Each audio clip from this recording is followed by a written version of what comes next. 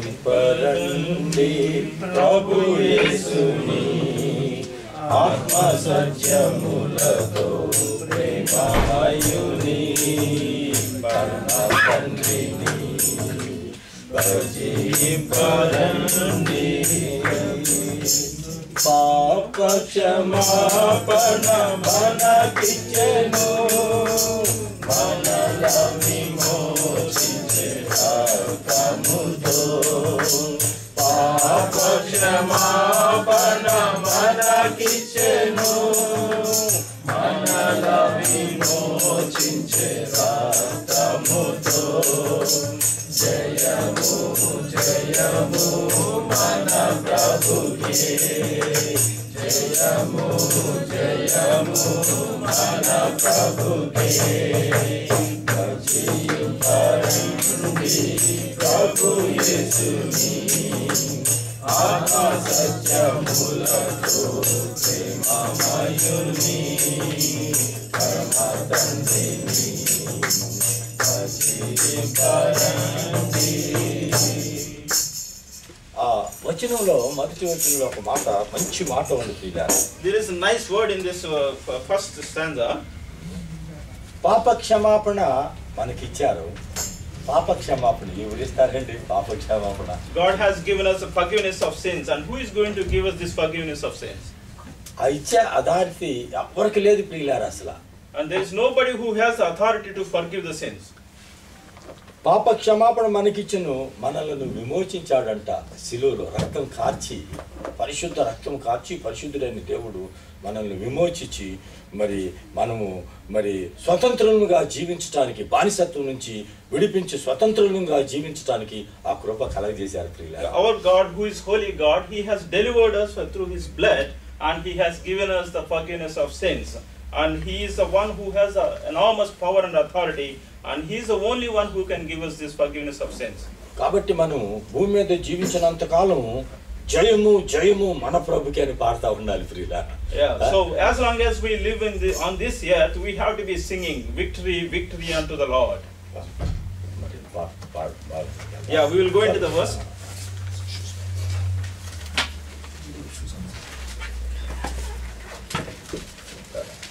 మొదటి కొరింథీ పత్రిక 1 Corinthians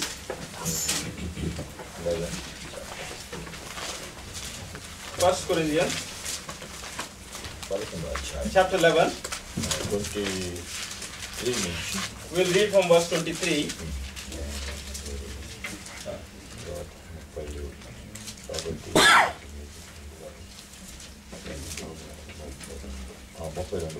Okay, we'll read from I will read 1 Corinthians chapter 11 verse 23 to 32.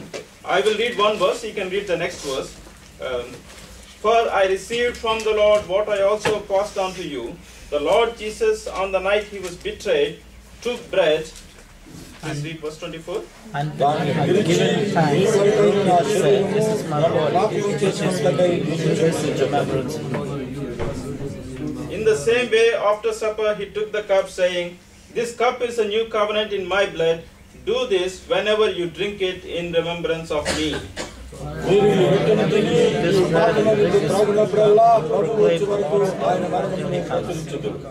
Verse 27. Therefore, whoever eats the bread or drinks the cup of the Lord in an unworthy manner will be guilty of sinning against the body and blood of the Lord.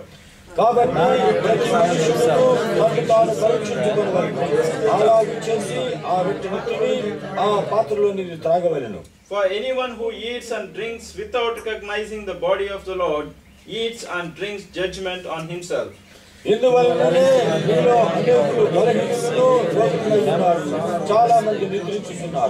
But if we judge ourselves, we would not come under judgment.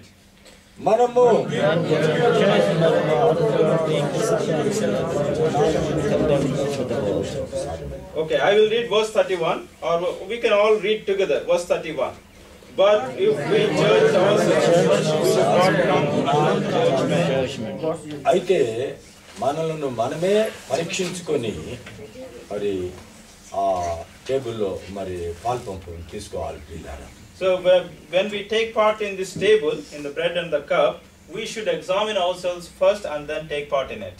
అయితే మనం తీసుకునేటప్పుడు ఒకటి మనసులో మనకు ఉద్దేశం కలిగి ఉండాలి ప్రియులారా. So before taking part in this table, you must have a purpose or intention in your heart. ఈ మేము బ్రెడ్ తింటున్నాం అనుకోకూడదు ప్రియులారా. You should not think that you are eating bread. ప్రభు అయిన క్రీస్తు శరీరం ప్రియులారా. It is the body of Lord Jesus Christ. మేము ద్రాక్షారసం తీసుకుంటున్నాం అనుకోకూడదు. You should not think that you are drinking grape juice. దేవదేవుని రక్తం.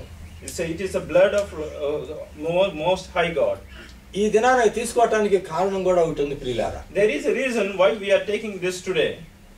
మనమందరం కలిసి మన కొరకు ప్రాణం పెట్టిన ఆ దేవాది దేవుణ్ణి మనం అందరం కలిసి ఆరాధించి ఆ దేవాది దేవుణ్ణి స్తుతించాలని మనందరం కలుసుకొని ఎందుకు ఇక్కడ కూడుకున్నాం? ప్రభు మన కొరకు, సృష్టికర్త అయిన దేవుడు మన కొరకు భూలోకానికి వచ్చి మరి మనం మరణించాల్సిన ఆ సిలువ కొయ్య మీద ఆయన మనకు మారుగా మరణించి మన పాపాలని ఆయన మీద వేసుకొని ఆయన మన మీద ఉన్న ఆ శాపాన్ని తీసివేసి మనల్ని రక్షించాడు అని జ్ఞాపకం చేసుకుంటూ ఆ శరీరాన్ని ఆ రక్తాన్ని తీసుకోవాలని భక్తుడు మరి పౌలు గారు సెలవిస్తామన్నాడు ప్రియులారా. So when we are taking part in this table, we are remembering one great fact, that the most high God, the living God who is living in the heavens, he has come down into this earth as a human being, and he paid the price for our sins, and he shed the blood for our sins, and he has done the redemption from our he has given us a redemption from our sins. So we are remembering his sacrifice, and that's why we are taking part in this table. దీంట్లో 26వ వచనం మనం చూసినట్లయితే జాగ్రత్తగా గమనించండి. 26వ వచనం, if you look at the verse 26 very carefully, please look at it carefully. మీరు ఈ రొట్టెలు తిని ఈ పాత్రలో నుండి త్రాగునప్పుడల్లా ప్రభువు వచ్చే వరకు ఆయన మరణమును ప్రచురించుదురు. For whenever you eat this bread and drink this cup, you proclaim the Lord's death until he comes. అయితే మనకు ఒక మంచి కార్యాన్ని అప్పచెప్పారు ప్రియులారా. ఆ శరీరాన్ని తిని ఆ రక్తం త్రాగిన తరువాత తాగారా, తీసుకున్నారా, ఊరికే వెళ్ళిపోతారా? కాదు.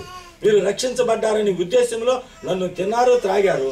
మరి అది మీ స్నేహితులకి, మీ బంధువులకి, మరి మీరు దేశానికి తెలియచేయండి, వాళ్ళకి తెలియకపోవచ్చు అని భక్తుడు రాస్తా ఉన్నాడు. So this devoted person Paul is writing that you are taking part in this table, the bread and the cup, remembering the salvation that God has given us.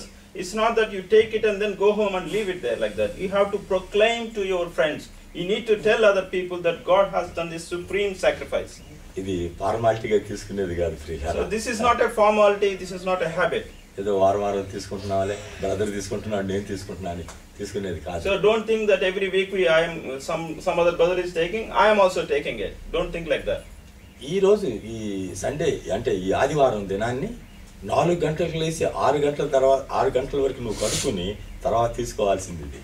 So హృదయాన్ని కడుక్కొని తీసుకోవాలి. తర్వాత Sunday morning you need to get up and you need to wash your heart, and then you have to take part in this table. ఆ 31వ వచనం అదే చెబుతుంది. The verse 21 is saying that. అయితే మనలను మనమే విమర్శించుకొనినెడల తీర్పు పొందకపోదుము. But if we judged ourselves, we would not come under judgment. విమర్శించకపోతే తీర్పు పొందాల్సిందే. So if you don't judge yourself, then you will have to go through the judgment. తీర్పులో నుంచున్నావంటే భయంకరమైన స్థలంలోకి వెళ్ళిపో. So if you stand in the judgment, you will be going to the terrific place, terrible place. అక్కడ ఎన్ని రోజులు ఉండాలి? How long you are going to live in that terrible place? 2 రోజులా? Are you going to stay there for 2 days? 2 వారాలా? Are you going to stay there for 2 weeks? మరలా Christmas నుంచి Christmas దాకా? Do you think it's from Christmas to another Christmas? No. No, it's not like జీవితం that. అంతా అక్కడ ఉండాల్సిందే. It will be for eternity, it will be like that. ఒకవేళ నువ్వు అంగీకరించి తీసుకుంటే నీ జీవితం అంతా ప్రభుతో ఉండొచ్చు. So what you can do is that you can accept Lord Jesus and you can live with him and you can take part in it, and for eternity you can live with Lord Jesus in the heaven. కాబట్టి ఆ విషయాన్ని మనం జాగ్రత్తగా గమనించి మరి హృదయపూర్వకంగా మరి ఆ బల్లలో చేయి వేయాలని మరి భక్తుడు సెలవిస్తా ఉన్నాడు. So this God's servant, he is saying that you have to observe this point very carefully and then take part in it very carefully. దాని గురించి మరి జాన్ గారు అంటే యోహాన్ గారు ఒక విషయం అంతా మాట్లాడతారు. The disciple John, he has told us about one thing about the table. John chapter 6. 53వ వచనం ప్రకారం. Verse 53. నేను చదువుతాను. John chapter 6, verse 53. మీరు ఇంగ్లీష్లో కూడా చదవరా? కావున యేసు ఇట్లనెను, మీరు మనుష్య కుమారుని శరీరము తిని ఆయన రక్తము త్రాగితేనే కానీ మీలో మీరు జీవము కలవారు కాదు. So Jesus said to them, I tell you the truth, unless you can eat the flesh of the Son of Man and drink his blood, you have no life in you. నా శరీరము తిని నా రక్తము త్రాగువాడే నిత్య జీవము గలవాడు, అంత్యదినమున నేను వానిని లేపుదును. Whoever eats my flesh and drinks my blood has eternal life, and I will raise him up at the last day. నా శరీరము నిజమైన ఆహారమును నా రక్తము నిజమైన పానమునయ్యున్నది. For my flesh is real food and my blood is real drink. నా శరీరము తిని నా రక్తము త్రాగువాడు నా యందును నేను వాని యందును నిలిచియుందుము. Whoever eats my flesh and drinks my blood remains in me and I in him. జీవము గల తండ్రి నన్ను పంపెను గనుక నేను తండ్రి మూలముగా జీవించుచున్నట్లే నన్ను తినివాడును నా మూలముగా జీవించును. Just as the living Father sent me and I live because of the Father, so the one who feeds on me will live because of me. ఇదే పరలోకము నుండి దిగి వచ్చిన ఆహారము. This is the bread that came down from heaven. మీ పితరులు మన్నాను తినియు చనిపోయినట్లు కాదు. Your forefathers ate manna and died. ఈ ఆహారము తినివాడు ఎల్లప్పుడూ జీవించునని నిశ్చయముగా మీతో చెప్పుచున్నాను. But he who feeds on this bread will live forever. ప్రభు అంటున్నారు, ప్రియులారా, మరి ఇది నా శరీరము నా రక్తము, దీన్ని తీసుకునేటప్పుడు అది నిజంగా హృదయపూర్వకంగా ఎవరైతే తీసుకుంటారో వారికి నేను నిత్య జీవాన్ని ఇస్తానని ఆయన చెప్తా ఉన్నారు, ప్రియులారా. So Lord Jesus is saying, when you take this, if you take it sincerely and with all your heart, Lord Jesus is saying, I will give you eternal life. మీ పితరులైన మరి ఇశ్రాయేలీయులు వారు కూడా మరి ఆకాశం నుంచి అంటే దేవదూతలు తినే ఆహారాన్ని మరి సృష్టికర్త అయిన దేవుడు మరి భూమి మీద మరి కురిపించినప్పుడు అవి తిని కూడా వారు చనిపోయారు. Your fathers who are from the forefathers, they came from the land of Israel. They came from, while on their way from Egypt to Israel, they ate the manna which came from the skies, but they ate it and died. వారు దేవదూతలు తినే ఆహారం తిని కూడా చనిపోయారు, కానీ ఈ ఆహారం తినివాడు నిత్యము నాలో జీవిస్తాడని నిశ్చయముగా మీతో చెప్పుచున్నాను అని ప్రభు సెలవిస్తా ఉన్నారు. ప్రియులారా, they ate the food of the angels, still they have died, but if you eat this bread, then you will live forever.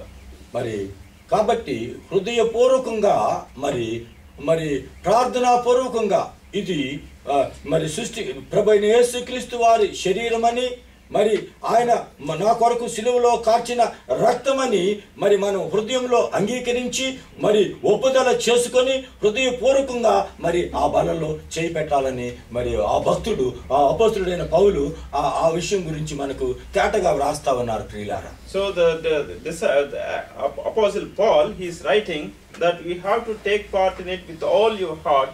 You have to examine your heart very carefully and diligently take part in this bread and cup. కాబట్టి మనం మన హృదయాల్ని దేవుని సన్నిధిలో మరి సిద్ధపరచుకోవాలంటే మరి హృదయపూర్వకంగా మరి అది తీసుకునేటప్పుడు ప్రార్థన చేసుకుంటూ నువ్వు ఉండాలి, ప్రియులారా.